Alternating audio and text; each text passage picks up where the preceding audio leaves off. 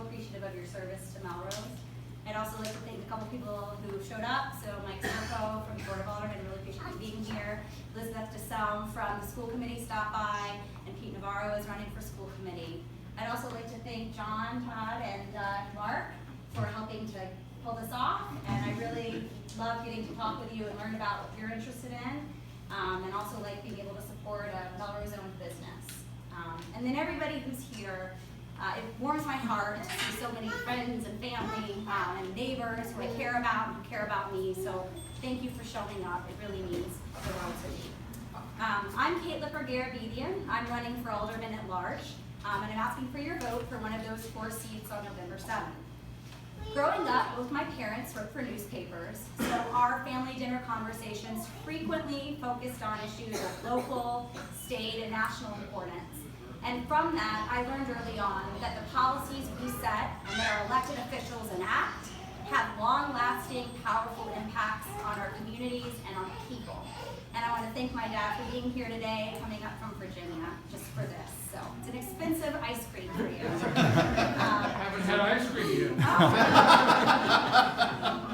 So based on this understanding, I've committed my career to public service. First, as a 7th grade school teacher in an under-resourced neighborhood in Atlanta, which was easily the most demanding and also rewarding job I've ever had.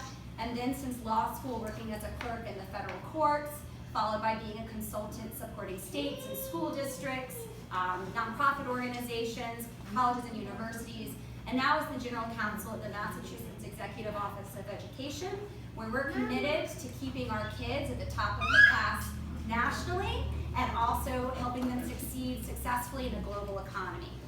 These days when I sit down for family dinners, Mark, my husband, and I are often talking about what's happening in Melrose and the issues that we face and the choices that we have. And I do want to pause here to thank Mark and our son Harrison for all that you're doing as we start out this adventure. So Mark, I am so appreciative of your support and your advice, and especially your encouragement. And Harrison, you are the best door-knocking partner anyone could ever have. I'm running for the Board of Aldermen because I want Melrose to be the best it can be for Harrison and all our kids as they grow up here, and for all my neighbors, whether you've lived here for 90 days or 90 years. I care deeply about the city and about making the lives better for everyone in it. My family may not have lived in Melrose for as long as some of yours, but Harrison took his first steps here. He said his first words here. This is always going to be his hometown. And I am really happy to be a member of this community. When I look around, I see so many opportunities and the most important resources that we need to realize them. So that's both the experience and the knowledge of people who have lived and invested for generations in Melrose, and the fresh perspectives and energy of young families like mine who have fallen in love with this city. I'm thrilled to have served Melrose in a number of advisory committees, and Mayor talked a little bit about that, and I've come to better understand how our city is functioning. And so how are we functioning? I would say, and based on many conversations I've had over the last few months with hundreds of people, most people would say we're functioning really well. I'm impressed by the vibrant restaurant scene, by evidence that our school leadership is thinking about 21st century innovations, by examples of smart growth and development, and by improvements to our open spaces and public parks. To continue on that progress, as an alderman at large, I want to focus on spurring economic development, strengthening our schools, and sharpening the board's oversight of the city budget. So first, economic development. I remember the first time I walked into Melrose. My husband, Mark, and I got out of our cars. It was late December, my birthday, and we were going to go to Turner's for dinner. I'd never been to Melrose before, and it was softly snowing. The lights of Main Street were glowing. It was like we had stepped into a poem. And that vibrant commercial sector makes such a difference to the residents here. It really complements our lives. It also serves as an important revenue resource for the city. And so as an alderman at large, I want to work with the mayor and city managers to think about opportunities for smart commercial growth supported by smart planning.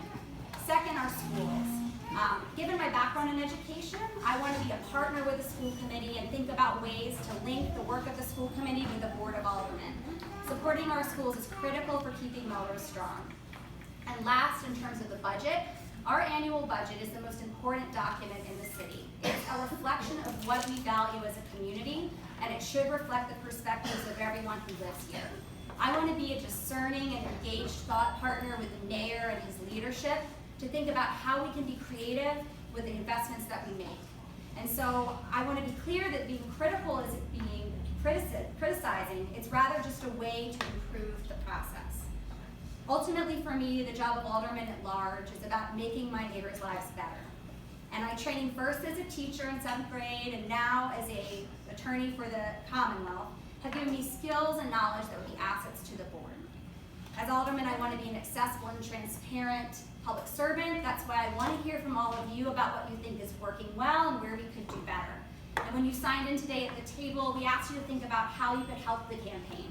That can be as simple as liking our Facebook page or signing up for an email list, or you can let me know about opportunities to meet your neighbors and friends. And then in the fall, I could use help with door knocking and phone calls. And if you're a little daunted by that perspective, Harrison will offer free training sessions. And they are free, but stickers are always welcome. So in closing, I'm very appreciative that you all are here. It really means the world to me. I would love to hear from you, so please reach out over the coming months. And in return, I would ask for your support, your voice, and your vote on November 7th for Alderman at Large. Thank you so much.